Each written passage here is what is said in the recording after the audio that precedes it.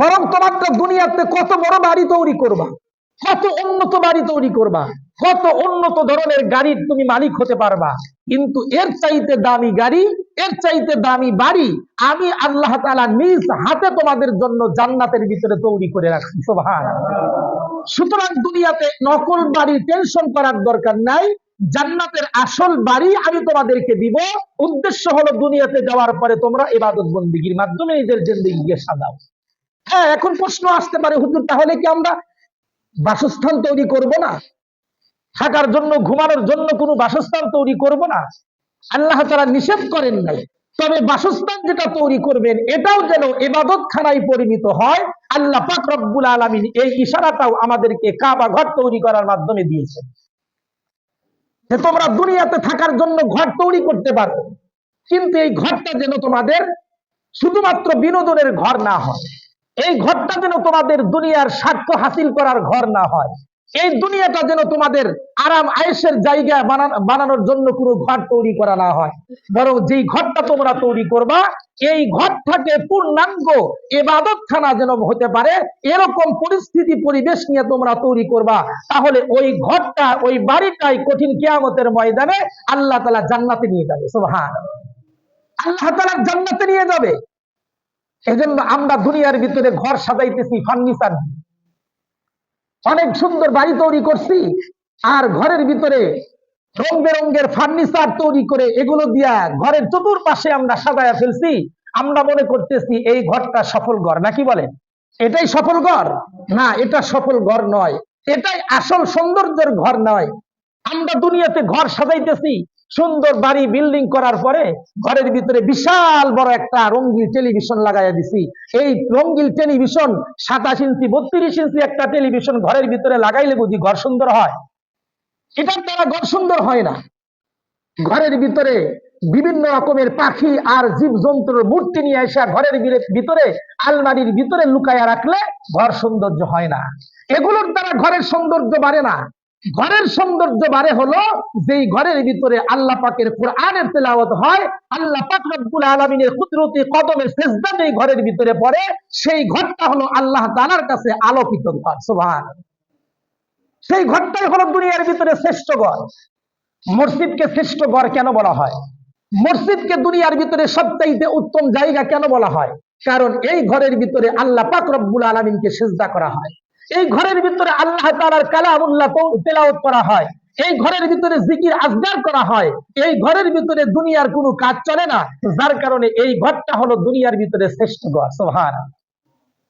সুতরাং আপনার থাকার ঘর, বাসস্থানের ঘর, ঘুমানোর ঘরটাও সেটা কি আমরা ইবাদতের মাধ্যমে আমরা আল্লাহ পাকের শ্রেষ্ঠ ঘরে পরিণত করতে পারবো না? বলে অবশ্যই পারবো। আর ইবাদতের মাধ্যমে আমাদের ঘরটা আল্লাহ তাআলার কাছে পছন্দনীয় ঘর হিসাবে তৈরি করতে পারবো। দুনিয়াতে আসবাবপত্র আর ফার্নিচার আর বড় টেলিভিশন আর ঘরের ভিতরে রং বেরঙের বাতি দিয়ে সাজানো এই ঘরটাকে শান্তির ঘর বলা হয় না, এই ঘরটাকে সুন্দর ঘর বলা হয়। বরং সুন্দর ঘর হলো যেই ঘরের ভিতরে আল্লাহর কালাম তেলাওয়াত হয়, যেই ঘরের ভিতরে 2 রাকাত নামাজের জন্য সিজদা পড়ে আল্লাহর কুদরতি কদমে, তাহলে ওই ঘরটাই হয় আল্লাহর কাছে পছন্দনীয় ঘর।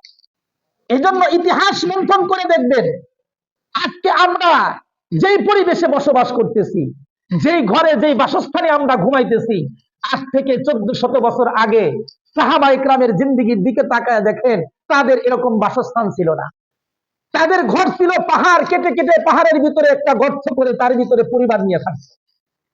ঘরটা ছিল জীর্ণ শীর্ণ, ঘরের ভিতরে তেমন কোনো বিছানা ছিল না, কিন্তু ঘরের ভিতরে আল্লাহর কোরআনের তেলাওয়াত ছিল, ঘরের ভিতরে আল্লাহ পাক রব্বুল আলামিনের কুদরতি কদমের সিজদা ছিল, যার কারণে সেই ঘরটা আল্লাহ তাআলার কাছে পছন্দ হয়ে গেছে।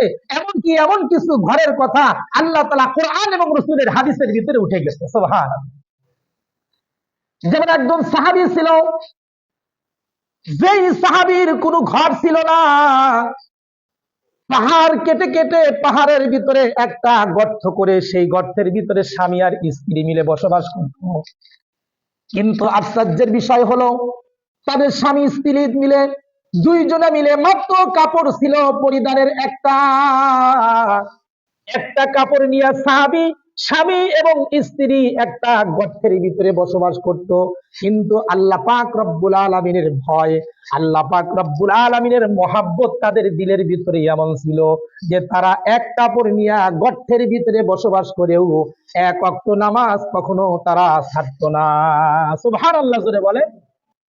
সাহাবায়ে কেরাম রাদিয়াল্লাহু তাআলা আনহুমদের জিন্দেগি এমন ছিল, তাদের ঘর করার চিন্তা ছিল না, বাড়ি করার চিন্তা ছিল না, আত্মসাৎ করার চিন্তা ছিল না, হ্যাঁ, লক্ষ লক্ষ কোটি কোটি টাকার ব্যাংক ব্যালেন্স করার চিন্তা ছিল না। তাদের একটাই টেনশন ছিল, কিভাবে আখিরাতের ব্যাংকে নেকি জমা করা যায়। সুবহান। আখিরাতের ব্যাংকের নেকির পাল্লা কিভাবে ভারী করা যায়, এই টেনশনটাই তাদের ভিতরে ছিল। যার কারণে দুনিয়ার লোভ, দুনিয়ার লালসা, দুনিয়ার মোহ তাদের ভিতরে কখনো প্রবেশ করে না। সাহাবী স্ত্রীকে গর্তের ভিতরে রাইখা স্ত্রীর পরনের কাপড়টা স্বামী পরিধান করে সাহাবী আল্লাহর রাসূলের পিছনে নামাজ আদায় করত।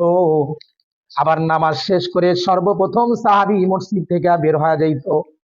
অন্যান্য সাহাবীরা ঈর্ষা করত, অন্যান্য সাহাবীরা এই সাহাবীকে তেমন পছন্দ করত না।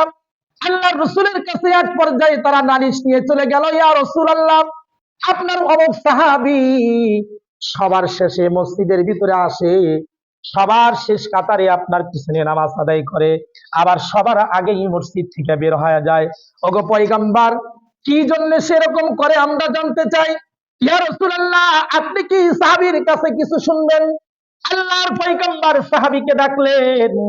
সাহাবীকে ডাকার পরে জিজ্ঞাসা করলেন, সাহাবী, অন্যান্য সাহাবীদের কাছ থেকে আমি শুনলাম তুমি নাকি সবার শেষে মসজিদের ভিতরে যাও, আবার সবার আগে মসজিদ থেকে বের হও, কারণটা কি? সাহাবী দুইটা চোখের পানি ফেলে দিয়েছেন আর কান্নাজড়িত কণ্ঠে ডাক দিয়ে বলেন, ওগো পয়গম্বর, আপনি জানেন না আমরা পাহাড়ের ভিতরে একটা গর্তের ভিতরে স্বামী আর স্ত্রী বসবাস করি। নামাজের যখন সময় হয়ে যায়, আমার স্ত্রীকে গর্তের ভিতরে উলঙ্গ অবস্থায় রাইখা ওই পরিধানের কাপড়টা আমি পরিধান করে আপনার পিছনে নামাজ আদায় করি। আর সবার আগে মসজিদ থেকে বের হওয়ার কারণ হলো, আমি যদি আপনার পিছনে নামাজ আদায় করে আখিরি মোনাজাত পর্যন্ত অথবা শেষ পর্যন্ত অপেক্ষা করি, নামাজের ওয়াক্ত যদি শেষ হয়ে যায়, তাহলে আমার গর্তের ভিতরে লুকায়িত আমার স্ত্রী নামাজ পড়তে পারবে না। এই জন্য সবার আগে মসজিদ থেকে বের হয়ে যাই, আমার পরনের কাপড়টা আমার স্ত্রীকে দেয়, আমার স্ত্রী কাপড়টা পরিধান করে নামাজ পড়ে, আমি তখন গর্তের ভিতরে লুকাই। সুবহানাল্লাহ বলেন। এইভাবে আমরা নামাজ আদায় করার কারণে আপনার পিছনে নামাজ আদায় করে পয়গম্বর বেশি সময় দেরি করতে পারি না। আল্লাহর রাসূল তিনিও কান্না ধরে রাখতে পারলেন না, নিজের চোখ দিয়া জর্জর করে মুক্তার দানার মতো আল্লাহর পয়গম্বর পানি ছেড়ে দিলেন।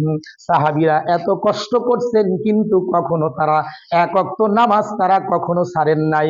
এমনকি এক কাপড় নিয়েও সাহাবী কোনোদিন জামাত ছাড়া ঘরের ভিতরে নামাজ পড়েন নাই। সুবহানাল্লাহ জোরে বলেন। এক কাপড় নিয়ে গর্তের ভিতরে থাকতো, কিন্তু গর্তের ভিতরে আল্লাহর কুদরতি কদমের সিজদা ছিল। ওই গর্তের কথা আল্লাহর পয়গম্বরের হাদিস শরীফের ভিতরে জায়গা পেয়ে গেছে। সুবহানাল্লাহ বলে। আর আপনি রাজপ্রাসাদ বানাইছেন, সেই রাজপ্রাসাদের ভিতরে আপনার বিশাল বড় রঙিন টেলিভিশন চলতেছে, ফার্নিচার দিয়ে ঘর সুন্দর করে সাজাইছেন, রং বেরঙের বাতি জ্বালাইছেন, এরপরে কোনো কিছুর অভাব নাই, কিন্তু ওই ঘরটা আল্লাহর কাছে পছন্দ নয় যদি ঘরের ভিতরে সেজদা না থাকে, যদি ঘরের ভিতরে আল্লাহর কালামের তেলাওয়াত না থাকে, যদি ওই ঘরের বসবাসকারী আল্লাহ যদি আল্লাহর ভক্ত না হয়। এই জন্য দুনিয়াতে যেই ঘরে টেলিভিশন চলে ওই ঘরের সন্তানরা বদ বেশি হয়, আর যেই ঘরের ভিতরে কুরআনুল কারীমের তেলাওয়াত হয় সেই ঘরের সন্তানরা গরিবের সন্তান হলেও ওটা আল্লাহর পছন্দনীয় বান্দায় পরিণত হয়। সুবহানাল্লাহ। এজন্য এখন বলেন তো দেখি, আপনার আমার ঘর কি টেলিভিশন দিয়া, ফার্নিচার দিয়া, এগুলো দিয়া সাজাইবো, নাকি কোরআনের তেলাওয়াত আর নামাজের সিজদা দিয়া সাজাইবো? ধরে বলেন। নামাজ আর কোরআনের তেলাওয়াত দিয়ে আমরা ঘর সাজাইবো, তাহলে সেই ঘরটা আল্লাহ তাআলার কাছে দামি হবে। সাহাবায়ে কেরাম রাদিয়াল্লাহু তাআলা আনহুমদের ঘর জীর্ণ শীর্ণ ছিল, আর আল্লাহর রাসূলের ঘরটা কেমন ছিল? হাদিস শরীফের ভিতরে আসছে, আল্লাহর রাসূল যেই ঘরের ভিতরে বসবাস করত সেই কামরার ভিতরে 4টা কবরের জায়গা ছিল। 4টা কবরের জায়গা যেই ঘরের ভিতরে, এই ঘরের ভিতরে আল্লাহর রাসূল আর উম্মাহাতুল মুমিনিন আয়েশা সিদ্দিকা রাদিয়াল্লাহু তাআলা আনহা দুইজনে মিলে এক ঘরের ভিতরে শয়ন করতেন। দুইজনে যদি ঘরের ভিতরে শুয়ে যায়, চারটা কবরওয়ালা যেই ঘর, সেই ঘরের ভিতরে আর কয়জনের জায়গা থাকে? দুইজনের জায়গা। তো ঘরের ভিতরে আসবাবপত্র আছে। এখনকার যুগের মতো তো আর আল্লাহ রাসূলের ঘরের ভিতরে ফার্নিচার দিয়ে ভর্তি ছিল না। ঘরের ভিতরে সামান্য কিছু আসবাব, যেগুলো নিত্য প্রয়োজনীয় জিনিস, এগুলো ছাড়া আর কিছুই ছিল না। আল্লাহ রাসূল সাল্লাল্লাহু আলাইহি ওয়াসাল্লাম যেই বিছানায় আয়েশা সিদ্দিকা রাদিয়াল্লাহু তাআলা আনহাকে নিয়ে ঘুমাইতেন, মাটিতে খেজুরের পাতার দ্বারা বিছানো চাটাইয়ের উপরে আল্লাহ রাসূল ঘুমাইতেন, আর আয়েশা সিদ্দিকা রাদিয়াল্লাহু তাআলা আনহা ওই বিছানার উপর ঘুমাইতেন। আল্লাহর নবী মধ্যরাত্রে উঠে আল্লাহ পাক রব্বুল আলামিনের কুদরতি কদমে সিজদা করার জন্য তিনি তাহাজ্জুদের নামাজে দাঁড়ায়া দিতেন। সুবহানাল্লাহ। আল্লাহ রাসূল যখন নামাজ পড়তেন, নামাজের ভিতরে লম্বা কিরাত তেলাওয়াত করতেছেন, রুকুতে গেছেন, রুকু থেকে উঠছেন, এরপরে আল্লাহ রাসূল সিজদায় চলে যাবেন, এমন সময় আল্লাহ রাসূল তাকায় দেখে আয়েশা সিদ্দিকা ঘুমের ভিতরে গড়ায়া গড়ায়া আল্লাহ রাসূলের সিজদার জায়গায় এসে গেছে। আল্লাহ রাসূল সাল্লাল্লাহু আলাইহি ওয়াসাল্লাম তখন আয়েশা সিদ্দিকাকে হাত দিয়া ধাক্কা দিয়ে সরাইয়া সেই জায়গায় সিজদা করে নামাজ পড়তেন। আর সাহাবীরা জিজ্ঞাসা করতো, আয়েশা সিদ্দিকা রাদিয়াল্লাহু তাআলা আনহা, আল্লাহর রাসূল যখন নামাজ পড়ে আপনি তখন রাসূলের সিজদার জায়গায় কেন যান? রাসূলের বুঝি কষ্ট হয় না? আয়েশা সিদ্দিকা রাদিয়াল্লাহু তাআলা আনহা বলে, আমি যাব না, কি করব? আল্লাহ রাসূল তো নামাজ পড়তেছেন, লম্বা নামাজ। আল্লাহ রাসূলের নামাজের ভিতরে কোরআনের তিলাওয়াত শুনতে শুনতে আমার ঘুম ধরে যায়, আমি ঘুমায়া যাই। সুবহানাল্লাহ বলেন। আর ঘুমায়া যায়, ঘুমায়া যাওয়ার পরে আল্লাহ রাসূল কোন জায়গায় নামাজ পড়তেছেন এটা দেখার মতো কোনো সুযোগ নাই, কারণ আল্লাহ রাসূলের ঘরের ভিতরে বাতির কোনো ব্যবস্থা নাই। আল্লাহু আকবার জোরে বলেন। বাতির ব্যবস্থা যে ঘরের ভিতরে নাই, আপনি তো বলবেন যে এই ঘরটা হলো দুনিয়ার সবচাইতে জঘন্য ঘর, যেই ঘরের ভিতরে আলোর ব্যবস্থা নেই। কিন্তু ওই ঘরের ভিতরে সিজদা আছে, ওই ঘরের ভিতরে কোরআনের তিলাওয়াত আছে। আয়েশা সিদ্দিকা রাদিয়াল্লাহু তাআলা আনহা বলেন, বাতি না থাকার কারণে আমি আল্লাহ রাসূলের সিজদার জায়গায় চলে যাইতাম, আর আল্লাহ রাসূল যখন আমাকে হাত দ্বারা ধাক্কা দিত তখন আমি সরে যাইতাম, আল্লাহ রাসূল নামাজ আদায় করতেন। এটা হলো আল্লাহ রাসূলের ঘর, যেই ঘরের ভিতরে একজন নামাজ পড়লে আর একজন আলাদা ঘুমাইবে, এরকম পরিবেশ যেখানে নাই, সেই ঘরের ভিতরে আল্লাহ রাসূল বসবাস করতেন। কিন্তু ওই ঘরটা ছিল পৃথিবীর ভিতরে সবচাইতে দামি ঘর। সুবহানাল্লাহ। এই জন্য আপনার ঘরটাও দামি হবে, আপনার ঘরটাও আসমানের ফেরেশতারা আমরা যেরকম আসমানের তারকা ঝলমল করতে দেখি, এরকম ভাবে আপনার ঘরটাও ফেরেশতারা দুনিয়ার জমিনে ঝলমল করতে দেখবে। শর্ত হলো আপনার ঘরের ভিতরে আল্লাহর কুদরতির কদমের সিজদা আর আল্লাহর কালামের তিলাওয়াত থাকতে হবে। হাদিস শরীফের ভিতরে আসছে, আল্লাহ রাসূলের একজন সাহাবী, যে সাহাবীর ঘরটা হলো খেজুরের পাতার ছাউনি, মাটিতে কোনো খাট নাই, কোনো পালঙ্ক নাই, মাটিতে একটা চাটাই বিছায়া এই সাহাবী এবং তার একটা সন্তান নিয়ে রাত্রি বেলা ঘুমান। আর একই ঘরের ভিতরে এক পাশে ঘোড়া বেঁধে রাখছেন। এখন বলেন তো দেখি, যে ঘরের ভিতরে ঘোড়া থাকে সেই ঘরের ভিতরে বুঝি সুঘ্রাণ বের হয় নাকি? না, ঘোড়ার গায়ের তো প্রচুর দুর্গন্ধ। এটা বুঝবে তারাই যারা একই ঘরের ভিতরে গরু আর ছাগল রাখে আর একই ঘরের ভিতরে মানুষ বসবাস করে। তাদেরকে জিজ্ঞাসা করে দেখেন ওই ঘরের ভিতরে কেমন দুর্গন্ধ বের হয়। এটা বিশেষভাবে চরে যারা বসবাস করে তারা বুঝবে, কারণ একই ঘরের ভিতরে গরু বেঁধে রাখছে আর আরেক পাশে মানুষ বসবাস করতেছে, এরকম হাজার ঘর আমি চরের ভিতরে দেখছি। তো সাহাবীর ঘরের ভিতরে এক পাশে ঘোড়া বাঁধা, আরেক পাশে সাহাবী এবং তার ছোট্ট বাচ্চা ঘুমাইতেছেন। বাচ্চা যখন ঘুমায় গেছে, এবার সাহাবী ঘুম থেকে উঠে সুন্দর করে ওযু করে এই ঘরের ভিতরে কুরআনুল কারীম খুলে আল্লাহ পাক রব্বুল আলামিনের কালামের একটা সূরা, সূরা কাহাফ তেলাওয়াত করতেছেন। সুবহানাল্লাহ জোরে বলেন। সূরা কাহাফ দীর্ঘক্ষণ পর্যন্ত তেলাওয়াত করতেছেন। এই তেলাওয়াতের সময় সাহাবী দেখলেন কি, যে ঘরের ভিতরে ছোট্ট একটা বাতি মিটি মিটি জ্বলতেছে, কোরআনের অক্ষর ঠিক মতো দেখা যায় না, সেই ঘরের ভিতরে কোরআনুল কারীম তেলাওয়াত করতেছেন। কিছুক্ষণ পর সাহাবী দেখলেন ঘরের ভিতরে বাঁধা ঘোড়াটা ছটফট করতেছে, উপর দিকে লাফাইতেছে। সাহাবী তখন ভয় পেয়ে গেলেন।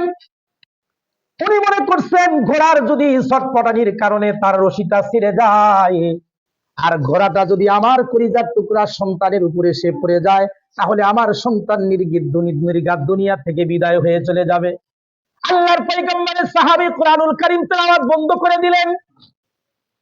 এমনকি সাহাবী পরের দিন সকালবেলা ফজরের নামাজ আদায় করে আল্লাহর রাসূলের কাছে গিয়া জিজ্ঞাসা করেন, ওগো পয়গম্বর, আজকে রাত্রিতে আমার ঘরের ভিতরে একটা অলৌকিক ঘটনা ঘটে গেছে, আমি আপনার কাছে বলতে চাই। আল্লাহর পয়গম্বর বললেন, কি ঘটনা বলো? কয়, আমি ঘরের ভিতরে গভীর রাত্রে আমার বাচ্চারা যখন ঘুমায়া যায়, আমার ঘরের এক পাশে ঘোড়া বাঁধা ছিল, আমি কুরআনুল কারীমের তেলাওয়াত করতেছিলাম। আল্লাহর পয়গম্বর বলেন, তারপরে কি হলো? সাহাবী বলে, আমি যখন তেলাওয়াত করতেছিলাম, হঠাৎ করে তাকায় দেখি আমার অন্ধকার ঘরের ভিতরে আসমান থেকে একটা নূরের ঝলক আমার ঘরের ভিতরে এসে পড়ে গেল। সুবহানাল্লাহ করে বলে, আমার ঘরের ভিতরে নূরের আলো যখন প্রবেশ করলো, এই আলো দেখে আমার ঘরের ভিতরে বাঁধা ঘোড়াটা লাফানো শুরু করে দিল, ছটফটানি শুরু করে দিল। আমি ভয়ে আমি কুরআনুল কারীমের তেলাওয়াত বন্ধ করে দিলাম, যে না জানি ঘোড়ার পাটা আমার বাচ্চার বুকের উপরে পড়ে যায়।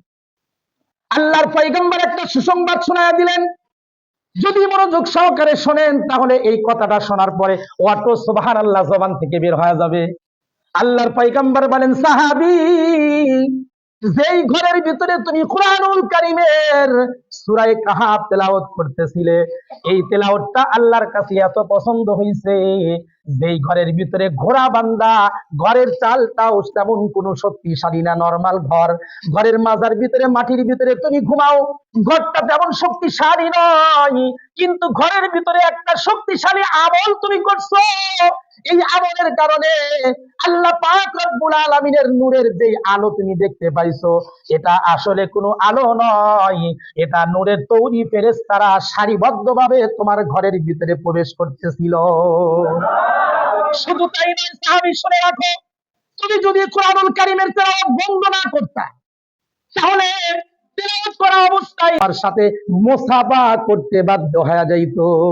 সুবহানাল্লাহ করে বলেন, এটা হলো আলোকিত ঘর, যে ঘরের ভিতরে দুনিয়ার ইলেকট্রিক কোনো বাতি ছিল না, দুনিয়ার ভিতরে এই ঘরের ভিতরে কোনো আলোর ব্যবস্থা ছিল না, কিন্তু কুরআনুল কারীমের তেলাওয়াত থাকার কারণে আল্লাহর পক্ষ থেকে আসমান থেকে আলো ঘরের ভিতরে প্রবেশ করছে। সুবহানাল্লাহ। আল্লাহর রাসূল বলে, দীর্ঘ সময় যদি তুমি তেলাওয়াত করতা, তাহলে সাহাবীরা ফেরেশতারা তোমার সাথে মুসাফা করতে বাধ্য হয়ে যেত। সুবহানাল্লাহ। এজন্য ভাই, ঘরের ভিতরে কি পরিবেশ আপনি তৈরি করছেন? আপনি নিজে ঘরের ভিতরে কুরআনুল কারীমের তেলাওয়াত করেন, আর সন্তানকে কুরআনুল কারীমের তেলাওয়াত শিখান, আর পরিবারের অধীনস্থ যারা আছে তাদেরকে কুরআনুল কারীমের তেলাওয়াত শিখান। আল্লাহ রাসূল বলে, যে ঘরের ভিতরে কুরআনুল কারীমের তেলাওয়াত হয় আর আল্লাহর কুদরতি কদমে সিজদা লাগে, সেই ঘরের ভিতরে সরাসরি আল্লাহ পাকের রহমত বর্ষিত হয়। সুবহানাল্লাহ। আর যেই ঘরের ভিতরে গজব আছে, গজব, তার মানে টেলিভিশন চলে, যেই ঘরের ভিতরে গান বাদ্য চলে, যেই ঘরের ভিতরে বিভিন্ন রকমের প্রাণী ছবি লটকানো থাকে, অথবা আলমারি সুকেসের ভিতরে মূর্তি দিয়ে সাজানো থাকে, এই ঘরের ভিতরে রহমতের ফেরেশতা কখনো প্রবেশ করে। আমাদের একজন প্রখ্যাত আলেমে দ্বীন সুলতানুল ওয়াইজিন তিনি বলেন, ভাই আমি তো মসজিদের ইমামতি করি, জুমার নামাজের পরে এক মুসল্লি আমারে বলল, হুজুর আমার একটা বাড়ি উদ্বোধন করব, আপনারে দোয়া কইরা মিলাদ পড়ায়া এটা উদ্বোধন করে দিবেন। হুজুর বলে, আমি দোয়া করার জন্য তার বাড়িতে গেলাম, গিয়া দেখি ঘরের প্রবেশদ্বার যেটা, এই ঘরের ভিতরে প্রবেশদ্বারে বিভিন্ন রকমের মূর্তি দিয়া ছবি বানানো, মানে দেওয়ালের সাথে কাঠ দিয়ে কারুকার্য করে এই বাঙালি বধুর কলসি কাকের একটা ছবি, আর মাথুর মাথায় দিয়ে কৃষক যখন কাজ করে এরকম কিছু ছবি দেওয়ালের সাথে কাঠের মাধ্যমে নকশার মাধ্যমে ঘরটাকে সাজাইছে। হুজুর বলে, না হলে 1.5 কোটি থেকে 2.5 কোটি টাকা খরচ হয়েছে ঘরের এই সৌন্দর্য করতে। হুজুর বলতেছে, আমার জিজ্ঞেস করলো যে হুজুর এখন তো ঘরটা কিরকম সুন্দর হয়েছে। হুজুর বলে, আমি বললাম সুন্দর হয়েছে, তবে মারাত্মক সুন্দর। মারাত্মক আবার কেন? মারাত্মক হলো এই জন্য, ঘরটাকে তো সুন্দর করে সাজাইছেন, তবে যেই কলসিকাকে বাঙালি বধুর ছবি আর কৃষকের মাথায় একটা ছবি হাতের ভিতরে কাঁচি নিয়ে সামনে অগ্রসর হইতেছে, যেই ছবিগুলোর দ্বারা আপনি ঘর সাজাইছেন, আমি দোয়া করি আপনার মৃত্যু যেন এই ঘরে না হয়। বলে কেন? বলে এই ঘরের ভিতরে এই ছবি যতক্ষণ পর্যন্ত থাকবে, এই ঘরের ভিতরে রহমতের ফেরেশতা প্রবেশ করবে না। আর আপনার মৃত্যু যদি এই ঘরের ভিতরে হয়, তাহলে জাহান্নামের ফেরেশতা আপনার জান কবজা করে নিয়ে যাবে। নিশ্চিত আপনি জাহান্নামী হয়ে মৃত্যুবরণ করবেন। নাউজুবিল্লাহ। এই জন্য ঘরের ভিতরে প্রাণীর ছবি লাগানো, ঘরের ভিতরে বিভিন্ন রকমের মূর্তি সুকেসের ভিতরে ধারণ করে রাখা, এগুলো ইহুদি খ্রিস্টানদের একটা আমল। তারা মূর্তির শুধু পূজাই করে না, মূর্তি ঘরের ভিতরে সংরক্ষণ করে রাখে। সকালবেলা ঘুম থেকে উঠতেই মূর্তির সামনে তারা মাথা নত করে। কথা বলেন ঠিক কিনা? কিন্তু বড় আফসোস আর পরিতাপের বিষয়, আজকে মুসলমানের ঘরেও হিন্দুয়ানি, আর খ্রিস্টানি আর ইহুদিদের কৃষ্টি কালচার মুসলমানের ঘরের ভিতরে প্রবেশ করে গেছে। দেখবেন বাচ্চাদের মেলার থেকে পুতুল কিনে দেয়, কাপড় দিয়া ফোম দিয়া পুতুল বানানো আছে, বিড়াল বানানো আছে, কুকুর বানানো আছে, এগুলো কিনে দেয়। সন্তান এগুলো পায় খুব খুশি, এগুলো নিয়ে ঘরের ভিতরে খেলাধুলা করতেছে। অনেক মুসলমানের ঘরে এরকম আছে। আবার মহিলারা দেখবেন সাইড ব্যাগ কিনে, এই সাইড ব্যাগের সাথে চেন যে আছে, চেনের মাথায় আবার একটা পুতুল লাগানো আছে না নাই বলেন? এগুলো সব ইহুদি খ্রিস্টানদের চক্রান্ত। এই ব্যাগ যে মুসলমান ঘরের ভিতরে রাখবে, ওই ঘরের ভিতরে রহমতের ফেরেশতা প্রবেশ করবে না। নাউজুবিল্লাহ। এটা আমাদেরকে আল্লাহর রহমত থেকে দূরে সরানোর একটা গভীর ষড়যন্ত্র, গভীর চক্রান্ত, কিন্তু আমরা এটা বুঝি না। এটাকে আমরা বড় আদর করে কিনে নিয়ে আসতেছি, ঘরের ভিতরে যত্ন সহকারে রাখতেছি, কিন্তু এটার কারণে আপনার ঘর জাহান্নামের ঘরে পরিণত হচ্ছে। আল্লাহ তাআলা আমাদেরকে বোঝার তৌফিক দান করে বলেন আমিন। একটা সুসংবাদ আমি আপনাদেরকে শোনায়া দেই। সুসংবাদটা হলো এই, যেই ঘরের ভিতরে আপনার পরিবার, আপনি একটা বাড়ি বানাইছেন, বাড়ির ভিতরে আপনার আলাদা একটা কামরা আছে, আপনার মা বাবার থাকার একটা আলাদা কামরা আছে, মেহমানের জন্য আলাদা একটা রুম আছে, এরপরে গেস্ট মেহমান যারা ফ্রেন্ড সার্কেল আসবে তাদের সাথে কিছু সময় কাটাবেন, তার জন্য একটা আলাদা বৈঠকখানা আছে। সবকিছু আপনি করছেন, প্রত্যেকটা রুমের সাথে আলাদা আলাদা অ্যাটাচ বাথরুম, গোসলখানা আপনি তৈরি করছেন। কিন্তু আশ্চর্যের বিষয় হলো, আপনার ঘরের ভিতরে আল্লাহ পাক রব্বুল আলামিনের কুদরতে সেজদা দেওয়ার জন্য আলাদা কোনো কামরা নাই। কথা বলেন ঠিক কিনা? এরকম কোনো বাড়ি আপনি দেখাইতে পারবেন না। যে লোকটা একটা বাড়ি তৈরি করছে, সব রুম বানাইছে, পাশাপাশি নামাজের একটা রুম বানাইছে, এরকম একটা বাড়িও তালাশ করে পাওয়া যাবে। আফসোসের বিষয়, আপনি সব তৈরি করলেন, নামাজের সেজদার আপনি ঘর বানাইলেন না, তার মানে আপনি দোজখখানা তৈরি করলেন। তবে ওই ঘরটা, ওই বাড়িটা আল্লাহর কাছে পছন্দনীয় বাড়ি, যেই ঘরের ভিতরে, যেই বাড়ির ভিতরে আল্লাহর সিজদা হয়, আর কোরআনুল কারীমের তেলাওয়াত হয়, আর শেষ রাতের জিকির হয়। সুবহানাল্লাহ করে বলেন। একটা সুসংবাদ আপনাদেরকে শোনাই, যেই বাড়ির, যেই ঘরের ভিতরে কোরআনুল কারীমের তেলাওয়াত হয়, শেষ রাতের তাহাজ্জুদের সিজদা পড়ে, আর জিকির আজকার হয়, ওই ঘরটা আল্লাহ তাআলার কাছে কত দামি, এই সুসংবাদ আপনাদেরকে শোনায়া দেই। যদি মনোযোগ সহকারে শোনেন, অটো সুবহানাল্লাহ বের হবে। খুব ভালো করে শুনেন। দুনিয়াতে একটা বুক আছে, এই দুনিয়াতে একটা বুক আছে, যেই বুককে বলা হয় গিনিস বুক। জানেন নাকি গিনিস বুক কি জিনিস? মানে গিনিস বুক হলো এমন একটা বই, যে বইয়ের ভিতরে বিশ্বব্যাপী কোনো ব্যক্তি কোনো কাজ যদি করে থাকে, তাহলে তার নামটা এই বুকের ভিতরে ওঠে।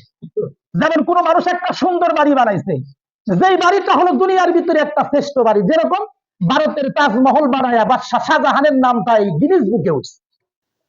আবার স্বর্ণের দ্বারা গাড়ি বানাইছে, যেই মিস্ত্রি বানাইছে, তার নামটাই গিনিস বুকে উঠছে। আর যে ব্যক্তি এই গাড়ির মালিক হয়েছে, তার নামটাও এই গিনিস বুকে উঠছে। যে বেশি বল মারছে, তার নামটা উঠছে। যে বেশি ছক্কা মারছে, তার নামটা উঠছে। যে বেশি আউট করছে, তার নামটা উঠছে। যে বেশি গোল দিতে পারছে, তার নামটা এই গিনিস বুকে উঠছে। কথা বলেন ঠিক কিনা? আচ্ছা বলেন তো দেখি, দুনিয়াতে যারা বিশ্বব্যাপী কোনো কাজ করে, দুনিয়াব্যাপী কোনো কাজ করে, এই কাজ করার কারণে তার নামটা গিনিস বুকে উঠলো, আপনার আমার নাম কি সেই গিনিস বুকে উঠাইতে পারছি আমরা? না। আপনার আমার নাম উঠছে আরেকটা বুকে, সেটা হলো ফেসবুক, তাই না? গিনিস বুকে নাম না উঠলে কি হবে, কিন্তু ফেসবুকে ঠিকই নাম আছে। কথা বলেন ঠিক কিনা? গিনিস বুকটা হলো পৃথিবী বিখ্যাত ব্যক্তিদের একটা লিস্ট, আর ফেসবুক হলো যারা গুনাহগার, বদকার, যারা সবসময় গুনার কাজের ভিতরে লিপ্ত থাকে, এরকম কিছু ব্যক্তিদের বুক হলো ফেসবুক। কথা বলেন ঠিক কিনা? কিন্তু বড় আশ্চর্যের বিষয় হলো, আল্লাহ তাআলা কোরআনুল কারীমের ভিতরে ঘোষণা করেন, আল্লাহ তাআলার কাছে একটা বুক আছে, যার নাম হলো ইবাদুর রহমান। সুবহানাল্লাহ। ইবাদুর রহমান নামে একটা বুক আল্লাহ তাআলার কাছে আছে, যেই বুকটা গিনিস বুকের মতো নয়। এরকম লক্ষ কোটি গিনিস বুক একত্র করলেও আল্লাহ পাকের সেই ইবাদুর রহমানের বুকের মতো সমান হবে না। সেই বুকের ভিতরে কাদের নাম লেখা হয় জানেন? আল্লাহ তাআলা বলেন, দুনিয়ার ভিতরে যেই বাড়িতে যেই ঘরের ভিতরে শেষ রাতে তাহাজ্জুদের সিজদা পড়ে, আর যেই ঘরের ভিতরে কোরআনুল কারীমের তেলাওয়াত হয়, আর যেই ঘরের মহিলারা ঘরের ভিতরে আল্লাহ পাকের ইবাদত বন্দেগী করে, সেই ঘরটাকে আল্লাহ পাক রব্বুল আলামিন তার নামটা ওই গিনেস বুকে বরং ইবাদুর রহমানের ভিতরে লিখে নেয়। সুবহানাল্লাহ। এখন বলেন তো দেখি, সেই ইবাদুর রহমান যে বুকটা আছে, ওই বুকের ভিতরে আপনার আমার নামটা লিখিত হোক, সেই লিস্টের ভিতরে আপনার আমার নামটা থাকুক, এটা আমরা চাই তো ইনশাল্লাহ? এটা যদি আমরা চাই, তাহলে সামনে রমজান মাস আসতেছে, এই রমজান মাসে আমরা ফেসবুক, ইন্টারনেট, ওয়াইফাই সব বন্ধ করে দিব। আমরা ইনশাল্লাহ ঘরের ভিতরে কোরআন বুকটা আমরা খুলবো। রাজি আছেন তো ইনশাল্লাহ?